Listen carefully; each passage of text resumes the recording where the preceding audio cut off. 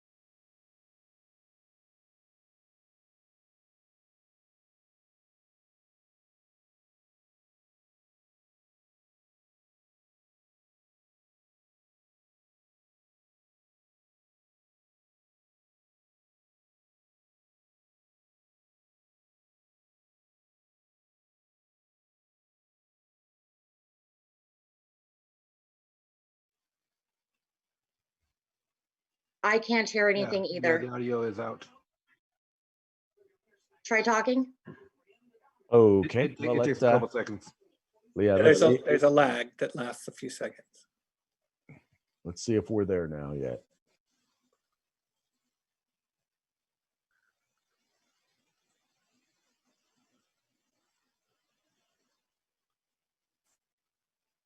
Okay. It's up. There's a lag. Can I suggest, Mr. Yes, President? the audio is working now. Can I suggest, Mr. President, that you just start again with the public comment piece? Okay.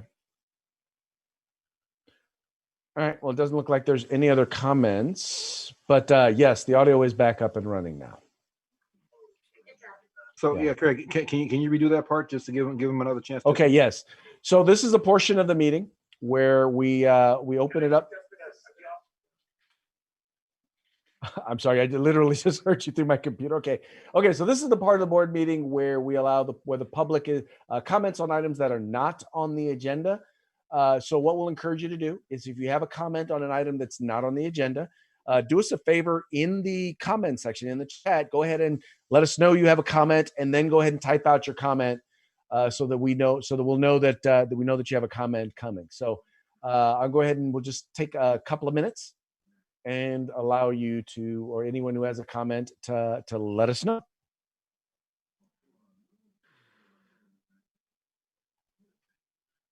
I don't do this. Let me.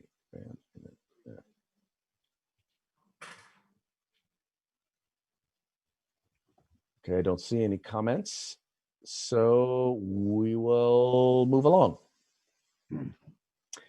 Now we will move on to reports. All right, we'll start. Do we have a report from the Robla Education Foundation? I did receive an email from Mr. Raven.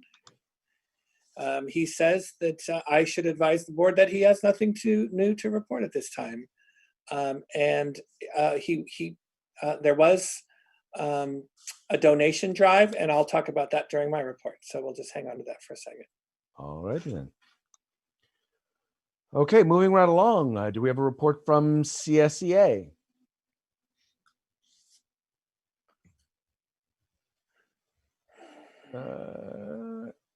Let's see. It does not look like we have a report from CSEA. How about RTA?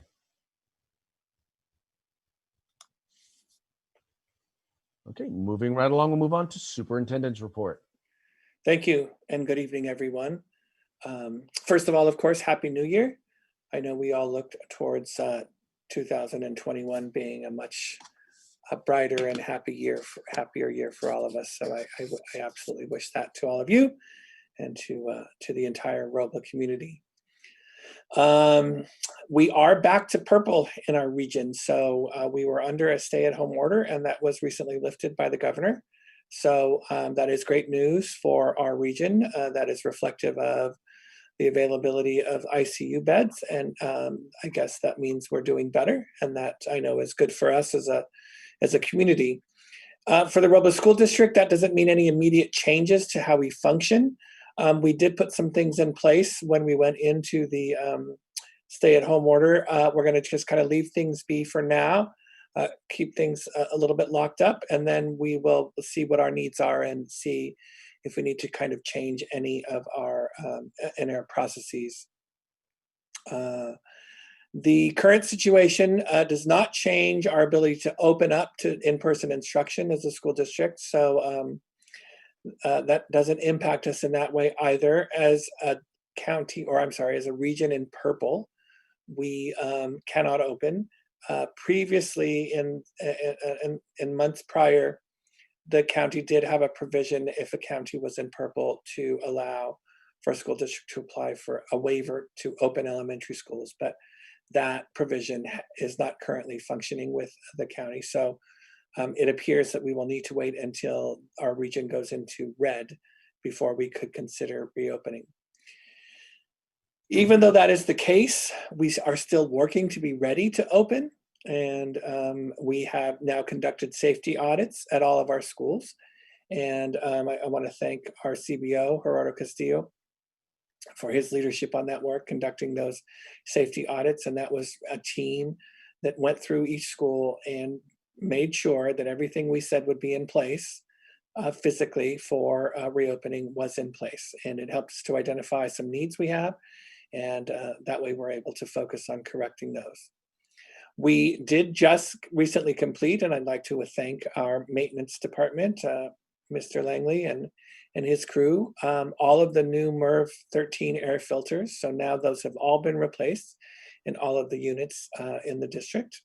And now that that is finished, we have embarked upon the work where the board approved a contract with a company to come in and do air quality checks. And those are being conducted, I think, not as we speak. I don't think they're working at night, but we've had teams out at our schools in the last few days, and we are now awaiting the report from them to see where we are with that work. I'm very pleased to report that we have some new partnerships. You know, that's something that we seem to be good at in Robla, and I'm very proud to say that we have some new partnerships, and this came to bear during the holiday season. One of our newest partners is Sac Republic FC, our local soccer team, and they partnered with us, and they created what they called the wish list over the holidays. And they put calls out to the entire community at Sacramento and said that Robla is a community that has a lot of needy families, and we are looking for donations of jackets for children and toys for children. And they were wonderfully successful in their call, and the community was wonderful in its response.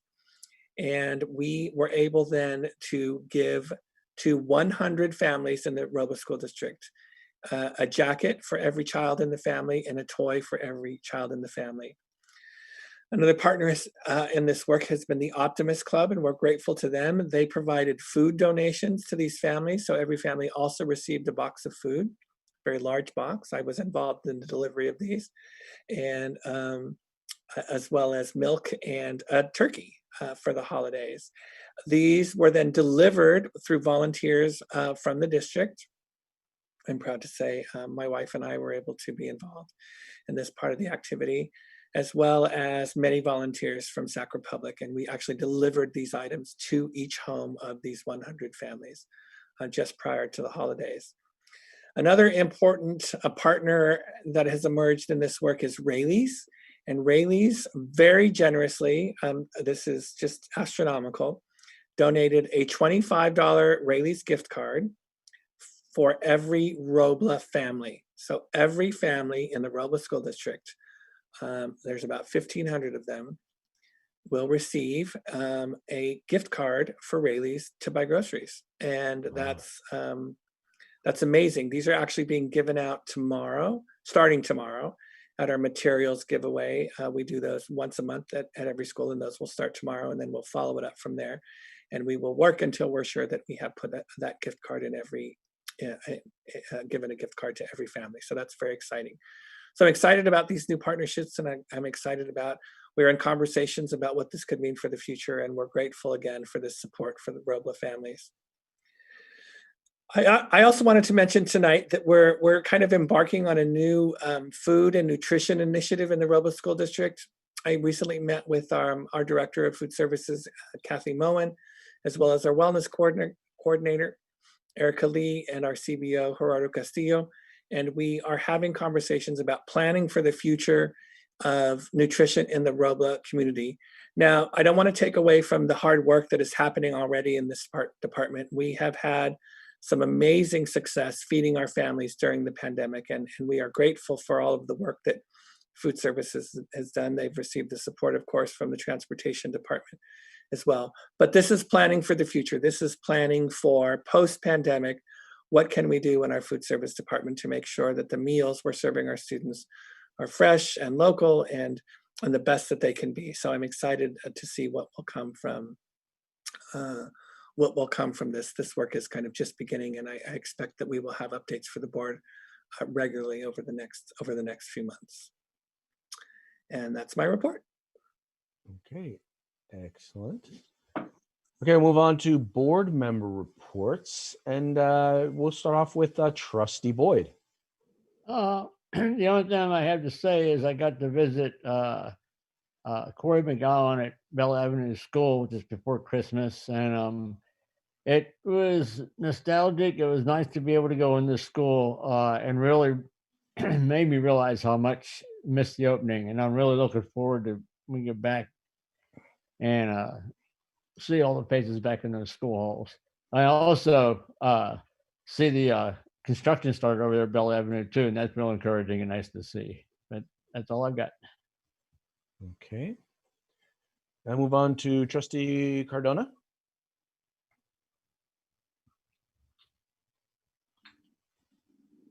Nuvia? There you go. No, I don't have nothing to report, Mr. La Luz.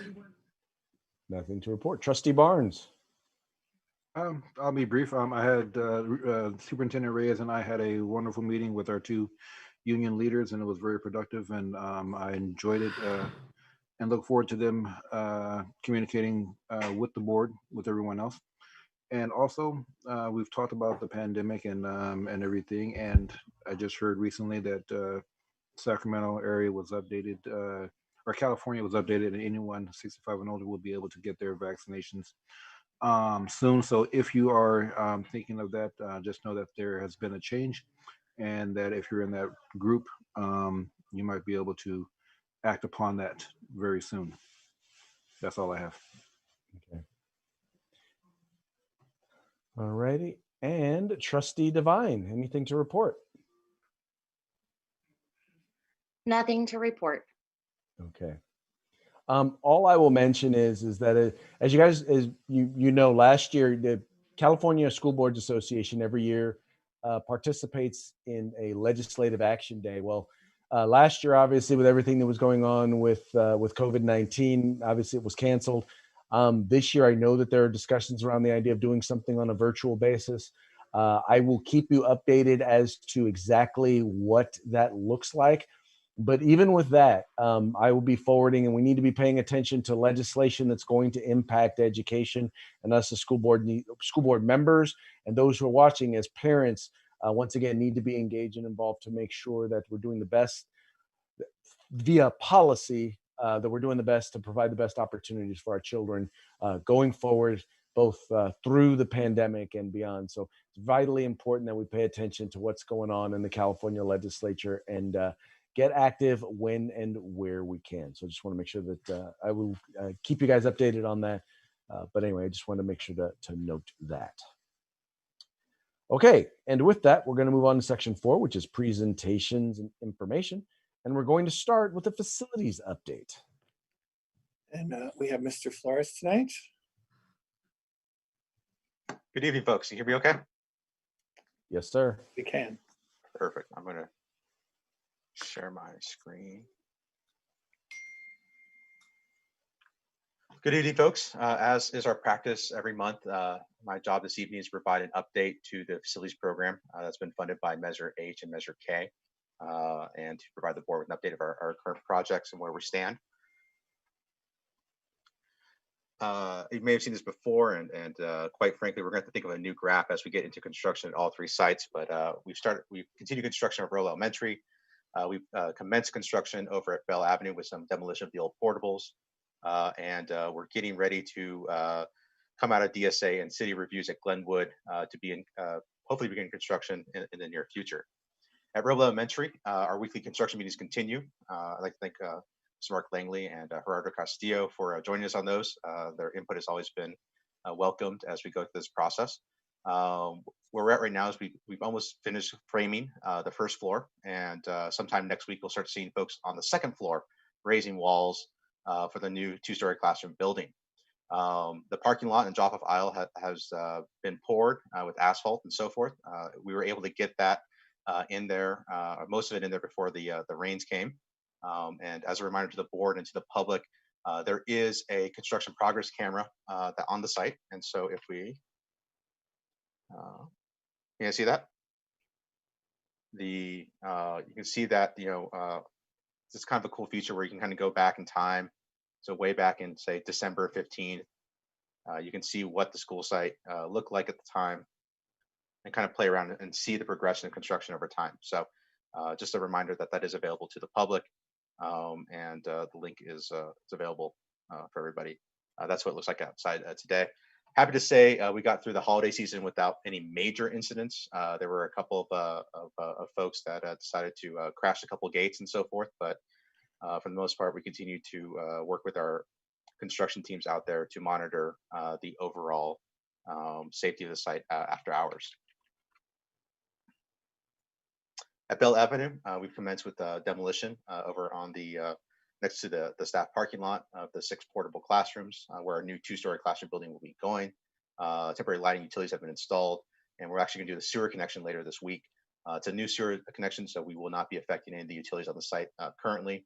But overall, we've been trying to be good stewards with a little reach out to the neighbors while they're doing construction.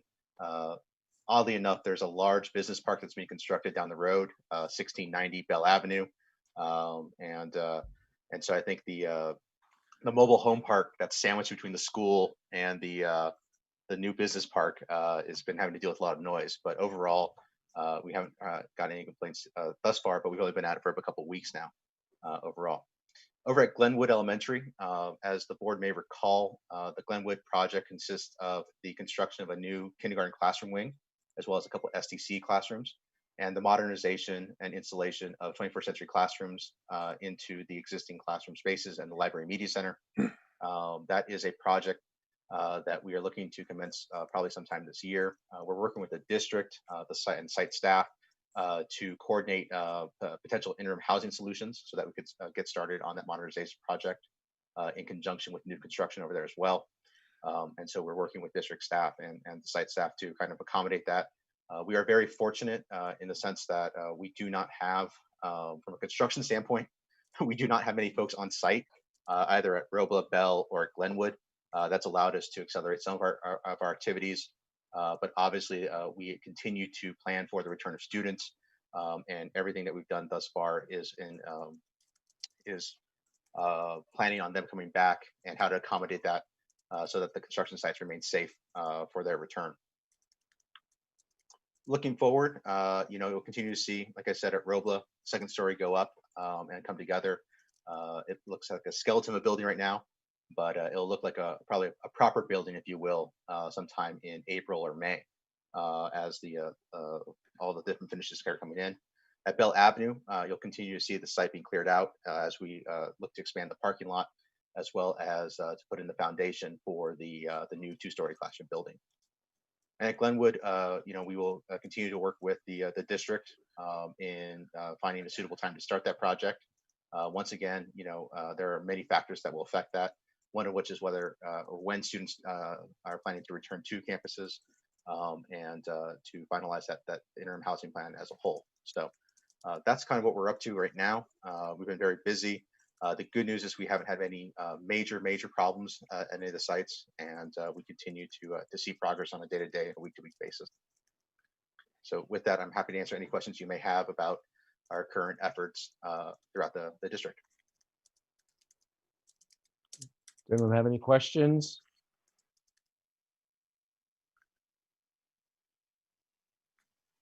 It doesn't look like anyone has any questions. Thank you so very much for your report. Thank you. Thank you. Okay, now we're going to move on to item B, which is 2021 general obligation refunding bonds. Superintendent? Yeah, absolutely. More from Mr. Flores. I think Mr. Castillo may be helping here as well. So this is a concept that we are it's introducing to the board tonight, and there is an action item connected to this item later on the agenda. So we want to be sure that you really kind of understand what we're talking about here, and then make sure that you ask the questions that you need to ask so that you feel comfortable with the approval that we've put forth later on the agenda. Certainly, I can take it from there. As the board may recall, as part of the bonds that were issued in 1992, in 2014, and then once again in 2018, those bond authorizations, there was a number of bonds that were issued from those. Those are the primary funding source for all of our capital projects across the district, starting back in 92 and all the way to the present. Periodically, these bonds are eligible for refinancing. Just like you would refinance your home, the schools or the district's debt is also eligible for refinancing based on economic conditions and the terms of the loans at the time that they were issued. Based on today's current market conditions, a portion of the district's bonds issued in 2014 and in 2015 can be refunded or refinanced today to generate taxpayer savings estimated to be approximately $600,000 over time, and that's an aggregate. What's very important for folks to recall about refinancings here is that unlike a mortgage where you can generate additional dollars or you can extend terms and so forth, this is solely for the benefit of the taxpayers. This does not produce any additional proceeds for the bond program. This does not produce any more dollars for the district in any way. This is a savings that we pass on to the taxpayers in the form of lower property tax bills. And the way the mechanism operates is that we basically take a new series of bonds, which are issued at a lower interest rate, and we pay off the old bondholders who have above market interest rates on their bonds. And so in this particular case, we would be going from bonds that carry a higher interest rate of about 5% to rates that are currently around 2.5%. So the interest payments that are associated with those bonds would be halved on average over the life of those bonds. So there's a couple of things that we look at when we evaluate and try to determine whether or not to make a recommendation to the district to move forward. The first one is what we call a net present value savings. And what that is basically how much money would the cash flow, the savings over time, translate into today dollars. And so typically whenever that net present value is greater than 3%, that is one of the check marks that we look at in terms of recommending going forward with the refinancing. In this particular case, we're estimating about a 9% savings, so almost 3 times what is the industry standard for savings. The other thing we look at, and we'll talk about further on, is that we like to see the gross savings, that $600,000 number, for instance, to be at least 3 times the amount of what we believe the transaction cost will be. So in this presentation, typically a refinancing costs between $150,000 and $200,000 to complete. So it's a little more complicated than your and expensive than your home refi, but there are similar professionals involved in that particular transaction. So as such, if we used a yardstick of $200,000 in cost, we would see that the $600,000 is 3 times the cost of the savings. The other thing that's important to recognize there is those savings that costs are above and beyond the $600,000 in savings. So it's not take $600,000 and minus $200,000. It's $600,000 that would be going to taxpayers over time. The transaction would issue approximately $6.4 million in new taxable GO bond refunding bonds to repay those Measure K bonds. That's another important point. Whereas taxable bonds have traditionally carried a higher interest rate than tax-exempt bonds, because of the current condition of our economy, the 10-year Treasury, which is the index in which taxable bonds are judged against. It's basically the credit of the United States. Because of all of the economic woes that we're currently undergoing with jobless claims and with general economic challenges, the rate of borrowing has dropped significantly in taxable bonds. So similar to you folks who may have had opportunity to refinance your homes in the last few months, given the historically low interest rates, that same environment is what's causing us to have the opportunity to refinance bonds here at Robla. And what's important to recognize about taxable versus tax-exempt bonds is that a tax-exempt bond is a very interesting and unique instrument. Basically, any interest that a bondholder is paid on the principal they loan to the district, they're allowed to take that interest, and it's not subject to either federal or state income tax. So it's not recognized as ordinary income. And because of that, tax-exempt bonds are typically issued with a lower interest rate. So basically, because the investor does not have to spend money on paying taxes for what they collect on the interest, they are willing to lend the money at a lower rate. In a taxable transaction, that interest income is federally taxable, which means that it's subject to federal taxes. But interestingly enough, if a bondholder resides in the state of California, it remains tax exempt on the state level. And that's kind of the balancing act that's there. But that's the key difference between taxable and tax exempt. It has no material effect on the bonds that are currently outstanding in terms of the proceeds that district has received.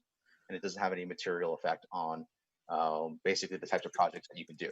So that's just an important distinction for folks to recognize. We've done this before.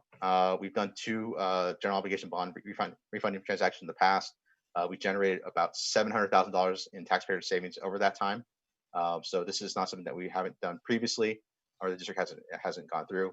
But as compared to those previous transactions, which were actually coupled with new money transactions, actually new bond issuances as well, this is actually about the same, if not about the same amount of money as those 2 previous transactions that were undertaken as well.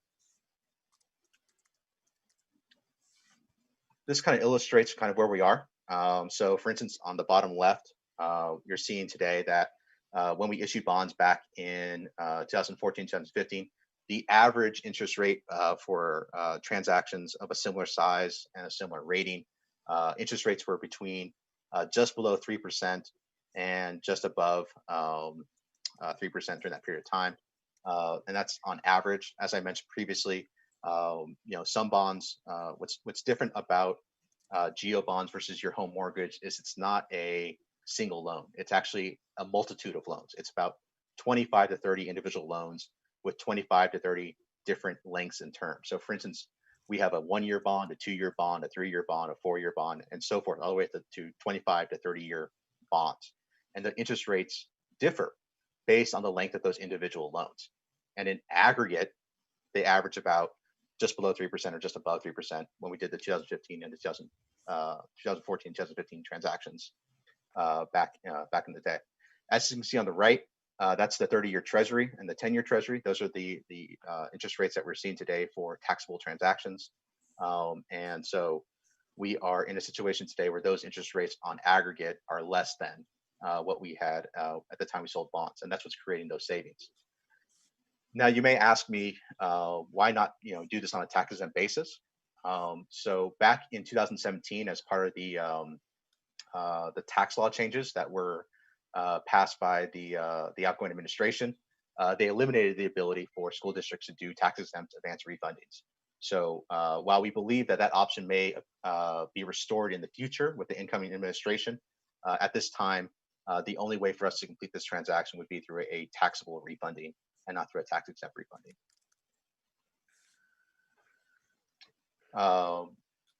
Just a little bit of a summary overall. We're looking to refinance bonds from both the 2014 election, Series A and Series B. We'll be taking out about $5.1 million in principal with about $6.4 million in bonds. And the reason for that differential, folks, is that we need to make the investor whole for not just the principal that they refinance, but also the loss in interest payments for that particular period of time. So even though we create an overall savings to the taxpayer, it does involve us to issue a slightly higher amount of bonds in order to do so.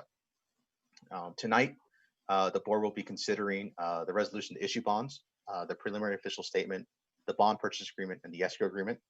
The resolution basically allows the district staff to set the parameters of the transaction and allows them to complete the necessary documents along with the help of professionals such as myself and legal counsel to prepare what is a preliminary official statement, which is the primary offering document. So just the same way that you may read a description of a product online, or the same way that you would look at a potential prospectus for a stock or another type of bond, the preliminary official statement is all the required disclosures and financial data that investors will analyze when making a decision whether or not to buy the bonds from the district. The bond purchase agreement is the document that enables the underwriter, the person who actually purchases the bonds from the school district. It's a form document that is filled out once the final interest rates are determined by the demand for the bonds, and is not executed till that time. Lastly is the escrow agreement.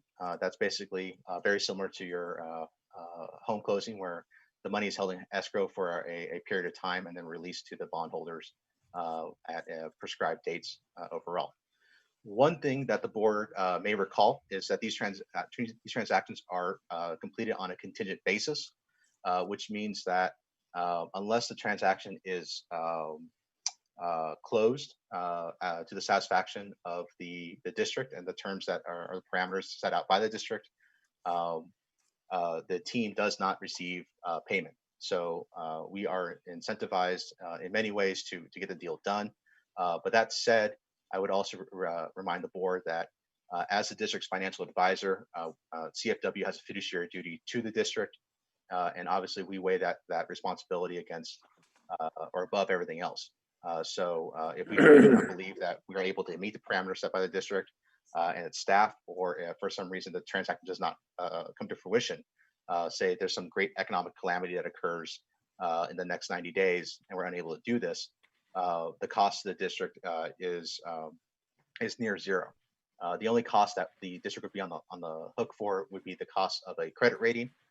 Just like you have individual credit ratings, the district has a credit rating, and that process requires us to go to one of two national credit rating agencies, either Standard & Poor's or historically Moody's Investor Services, to receive that rating and to get the analysis done.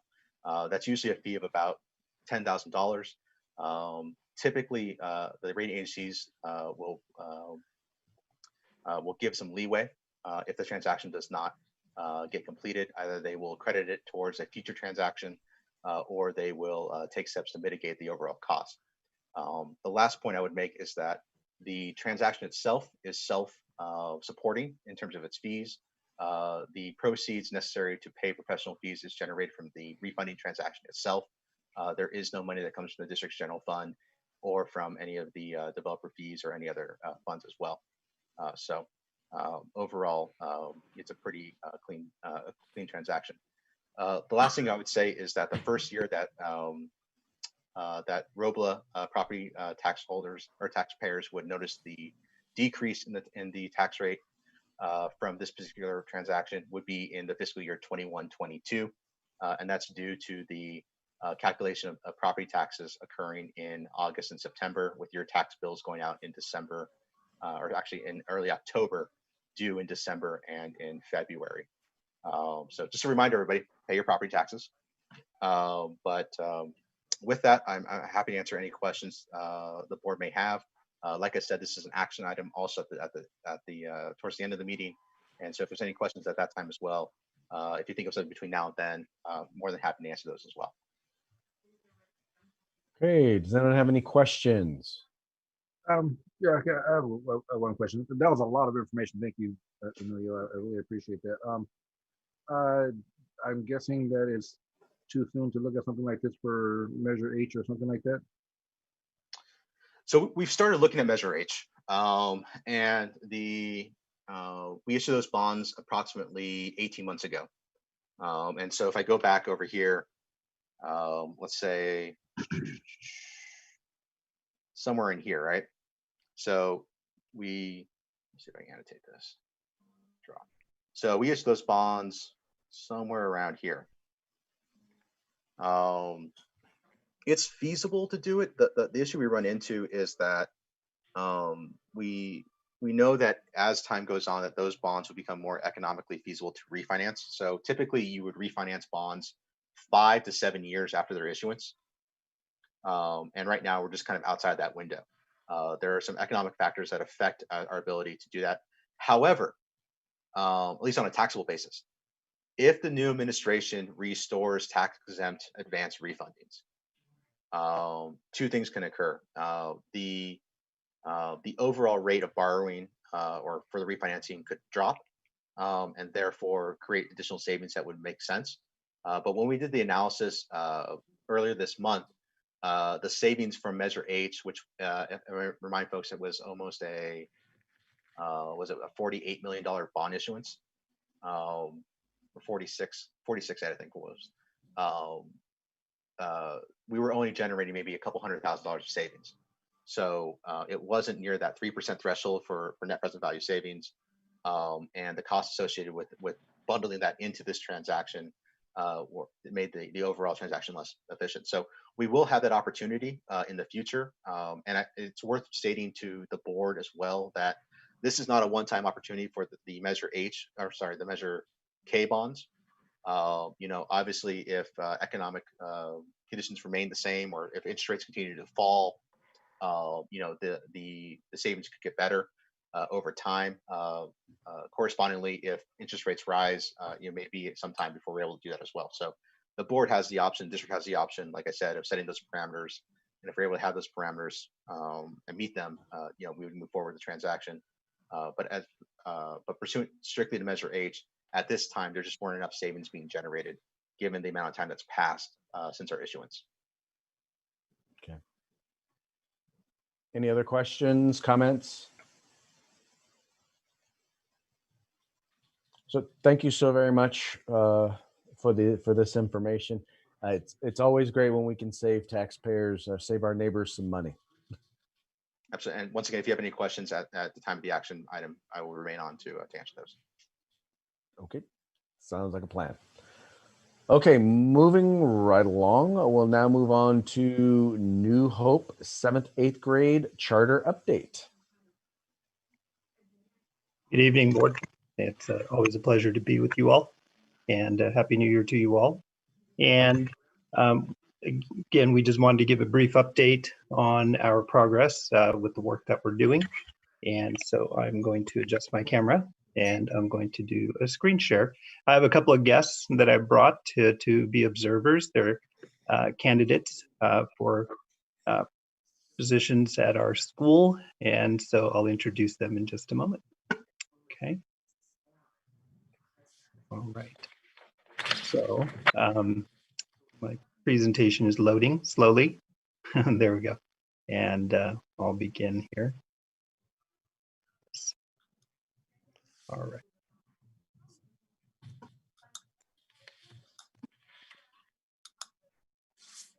So again, just to offer a brief update to show where we're at currently, I just wanted to, again, just a quick reminder of where we are coming from.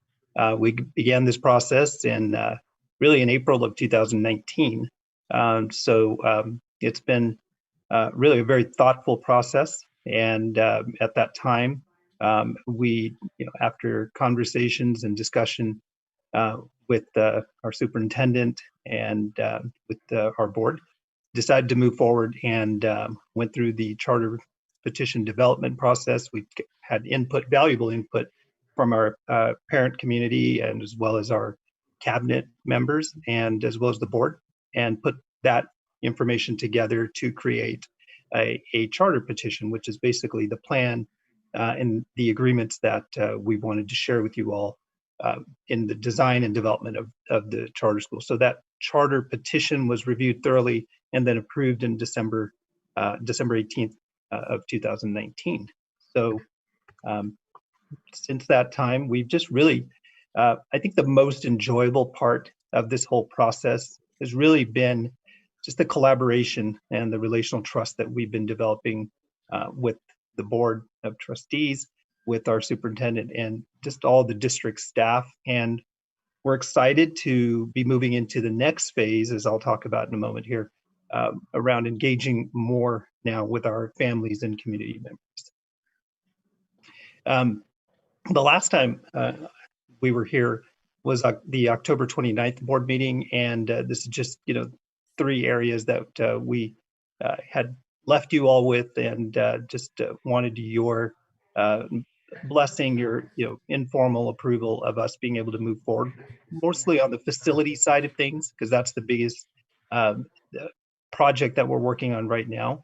And so we wanted to be able to explore building a permanent facility at the Norwood site, as well as approving for 1 or 2 years co-location at one of the Robla campuses. And where we've landed, where we're exploring, which we discussed at that October 29th meeting, was Glenwood Elementary and that vacant park that they have there.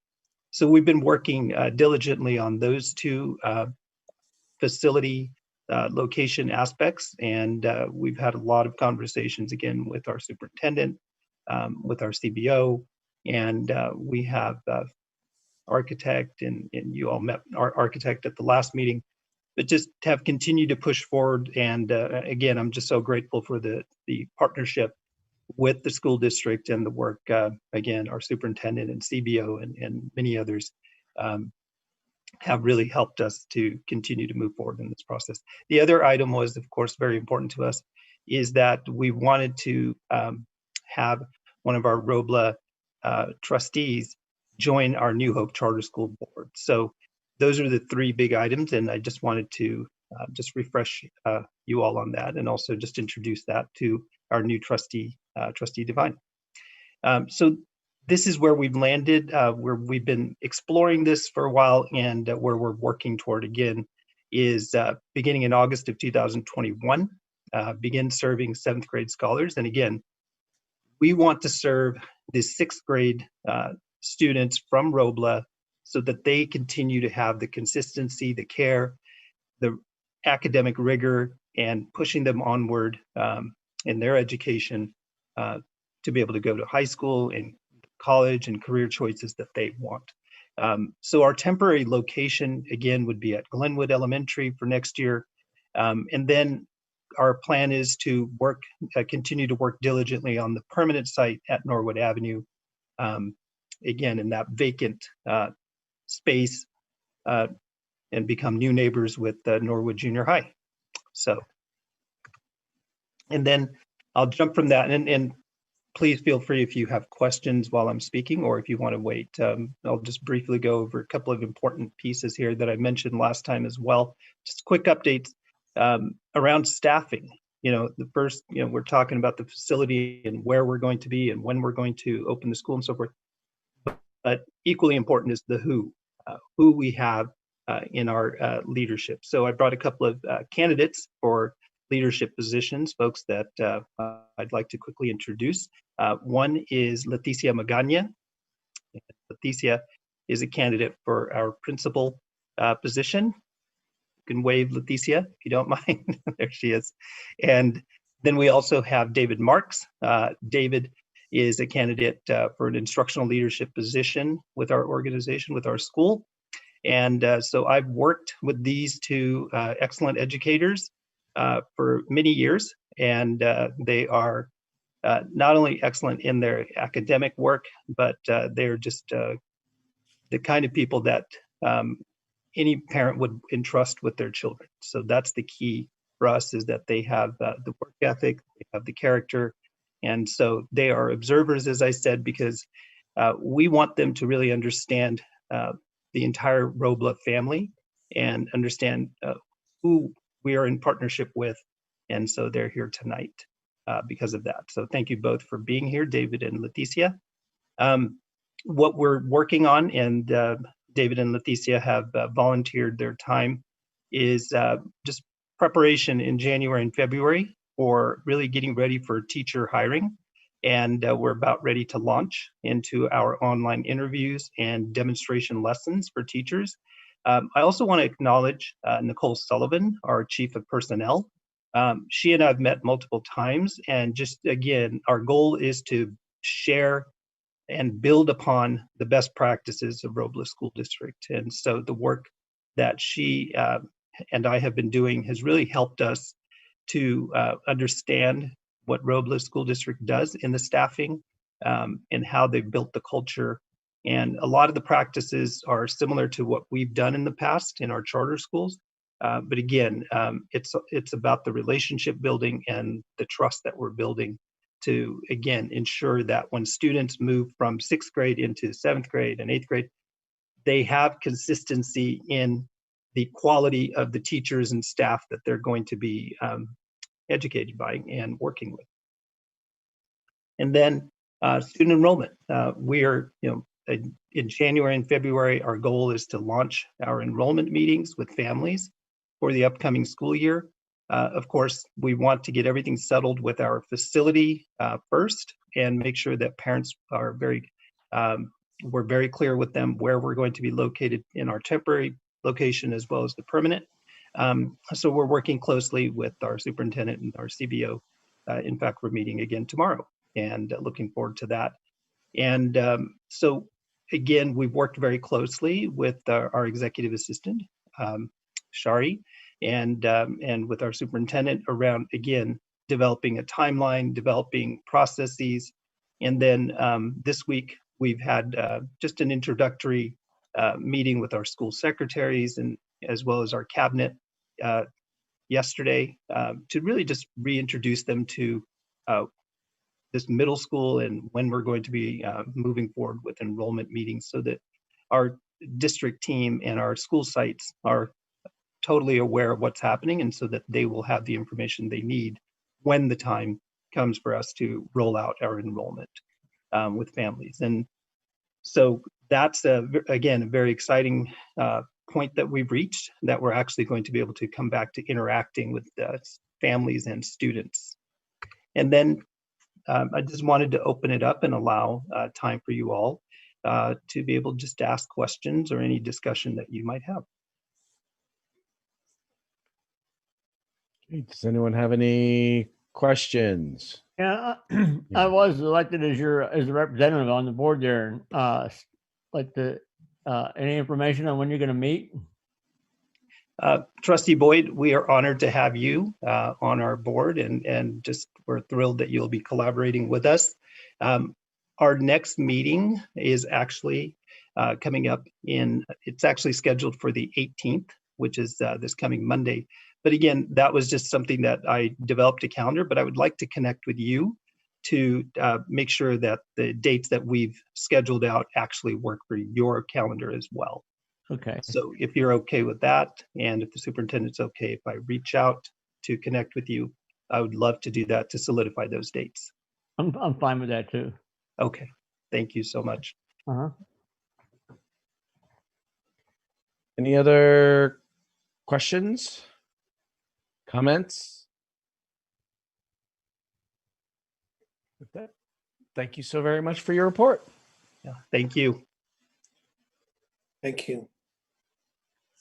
All right, and now we'll move on to item D, Maine Avenue School SPSA update. So Sarah Newhouse is here, principal at Maine Avenue. Thanks, Sarah. And this is, as the board knows, and Sharona, just FYI, we approve our school plans in the spring, and then in the middle of the next school year, each principal comes before the board and just provide some information about how things are going at their school with kind of what their plans had been. So we're going to give Ms. Newhouse an opportunity to talk a little bit about what they're working on at Main Avenue, which of course is greatly impacted by the current situation with distance learning. So Ms. Newhouse. All right. Hello, everyone. Nice to see you tonight. I do have to say that Pledge of Allegiance video is always fun to see because that's one of our Main Avenue Panthers, Pablo Chavez. And he worked very hard on that video. I was there when he was doing the filming and he did a great job. So good job, Pablo. I'm going to share with you an update about Main Avenue's site plan, as well as how our distance learning is progressing this year. We did have to shift some of our funds to support our distance learning. Our goals on the whole have remained the same. Our approaches to achieving them, though, have adjusted due to distance learning. We did have to suspend one item, which was a Memorandum of Understanding with SCOE.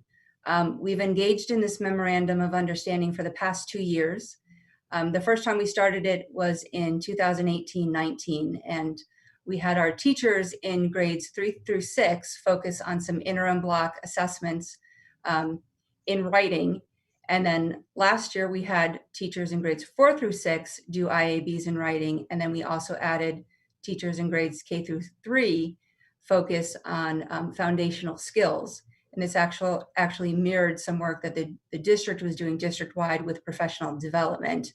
And we did this work starting September, and it carried on through most of the school year. Now, at the end of last school year, with the unknowns with funding, whether we were going to reopen in the fall or not, with how schedules were going to work, we were unable to commit to the MOU. Most of the work we were doing was during the school day with substitutes, covering teachers so that the Ku Vang, who was the representative from SCOE, could meet with teachers and work with them during the school day. And then the other work was being done during our PLC Thursdays, and we would actually extend the workday with teachers so that she could meet with them. Those Thursdays were being suspended for this year, and we just really needed to prioritize our focus on our teachers being successful distance learning teachers. So unfortunately, we just weren't in a place where we could move forward with committing to this MOU. Now, once we get back to normal, with whenever that may happen and whatever normal may look like, we do plan on bringing this MOU back to our site plan, because we really found that this work with IABs and with foundational skills was really meaningful work for our teachers, and we found that it had really strong impact on our students. In English language arts, math, and English language development, teachers continue to work with our curriculum, finding new ways to engage students. They still use things like document cameras and whiteboards as they did in the physical classroom, but have also found new apps such as Kami, Flipgrid, and Pear Deck to bring the curriculum to the students and allow them to engage with the work and with each other. So for example, Kami allows the PDFs of the curriculum to be turned in to interactive pages for students to work with. Flipgrid, students can record themselves and give responses to certain prompts that the teachers give. And this is a great tool because, say, an EL student can respond to a teacher and the teacher can hear them using language, or say a first grader can read a decodable for a teacher. Teachers have small groups for targeted students with specific needs. Many teachers keep their Zoom sessions open all day after they've had their whole class EL and math blocks completed. They conduct small groups then, or sometimes they have students pop in for one-on-one sessions who might need help with asynchronous work assignments. Our intervention program and MTSS process continues. We have our student study team meetings, and we have fluid intervention groups for students who need tier 2 supports. We did increase our funding to continue a purchase for a program in our intervention program called Read Live. And this supports students who need to build fluency. And we just found that this is a program that continues to build success for our students.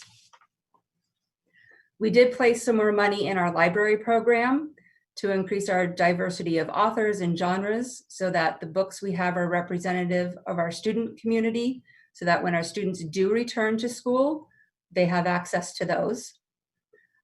With parent involvement, we did shift some funds into this goal because we are working on a distance learning parent night that we are in the midst of planning now. For the past several years at Maine Avenue, we have had a Parents Are Students 2 night. We have now renamed it as Parents Are Students and Teachers 2 night, because this is a collaborative process of distance learning. We began planning for this right when we left, right before we left for break in December, and we've continued now that we've returned. We just spent a good amount of time this past Tuesday as a staff planning for this. Grade level teams are creating a night for the first week of February. This is going to be via Zoom to support parents in distance learning. Though teachers have had many conversations with families about their needs, we have sent a brief Google survey to families to ensure that we are targeting the right areas for these nights.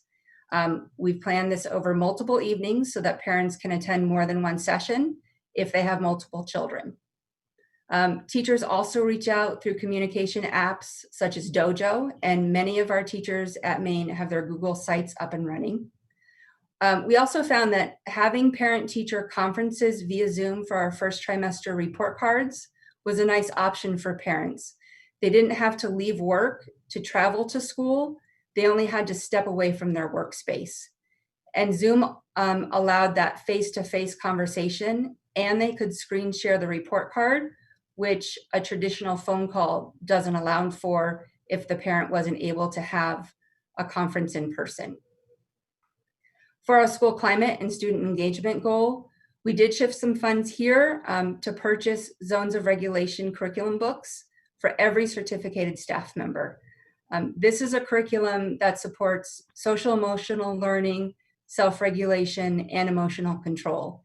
Right before we left in March, we as a site had planned to train in zones and then fully implement it site-wide in the fall of 2020. And then we had to completely shift gears.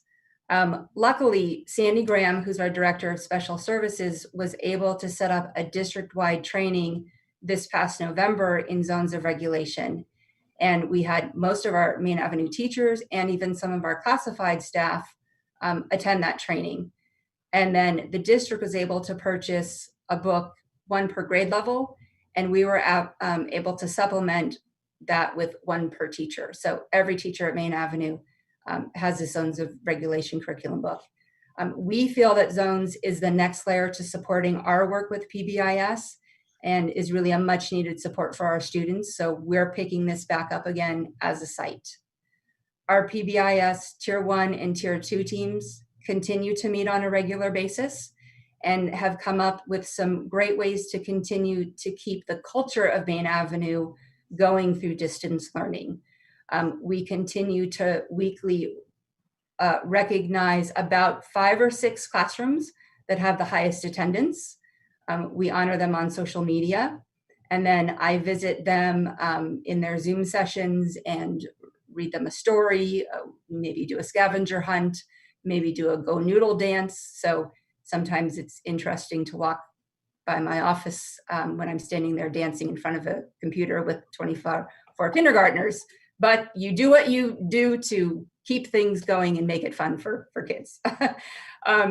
We continue our Spirit Weeks, and we've created a virtual Panther Paw to award students who are respectful, responsible, and safe learners via Zoom and Google Classroom.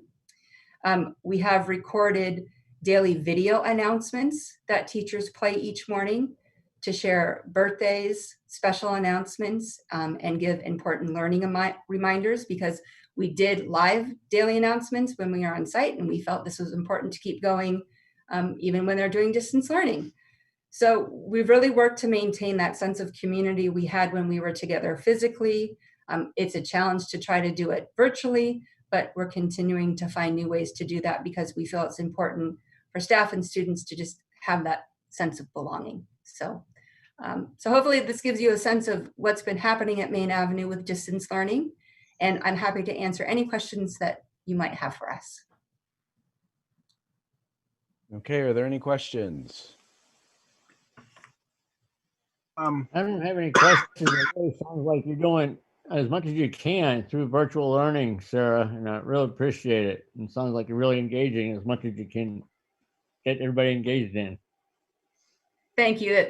The team at Maine Avenue is working very hard and being creative and really trying to think of as many ways to engage our students and our families as we can. And I don't have a question. I have a comment. This is to the people who are listening, and I hope, excuse me, I hope that we do have members of the audience that are out there of our rural community that are out there listening.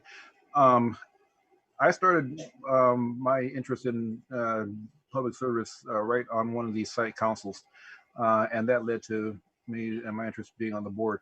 And as you can see in what Ms. Newhouse mentioned, you know, these are real issues. These are solid issues that they work on, and they're complex. You know, this is not something that's kind of simple and easy. And I don't know. You know, these are complex issues that they work on, and they're related to those specific school sites. You know, it's those kids and those sites, and making sure everything is good and as good as possible for them.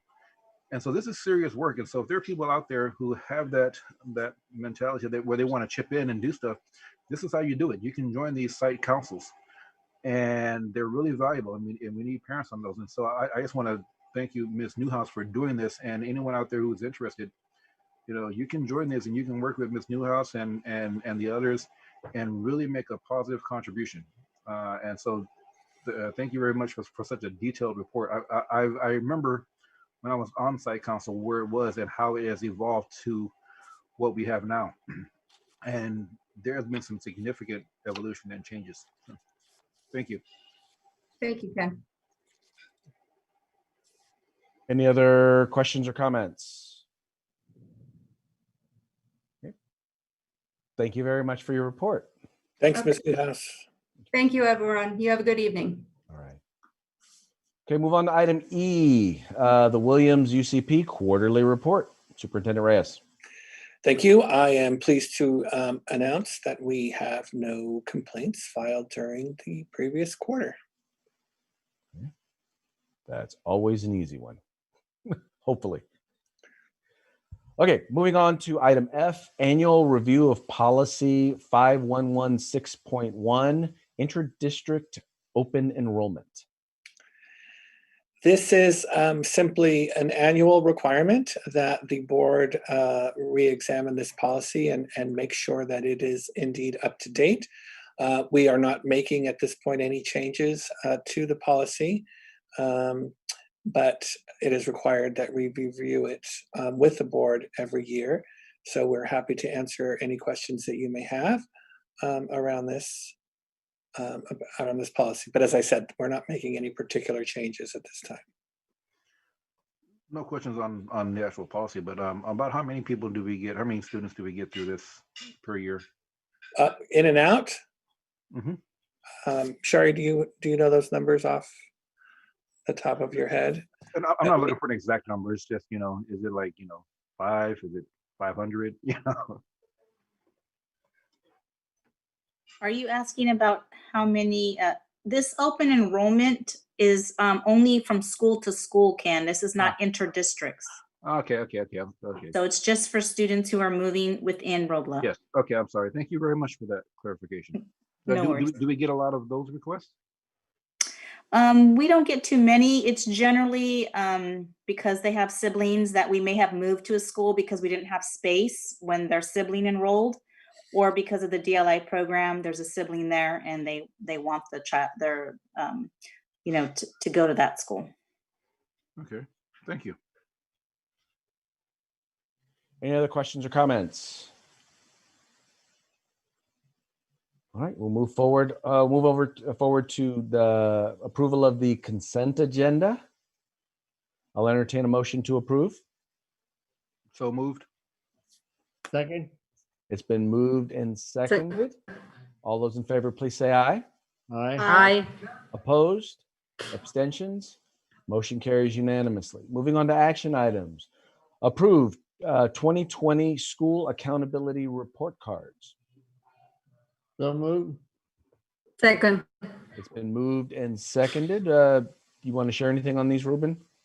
Just if there's any questions, this is annually, the board is familiar, and I explained this to Ms. Devine already.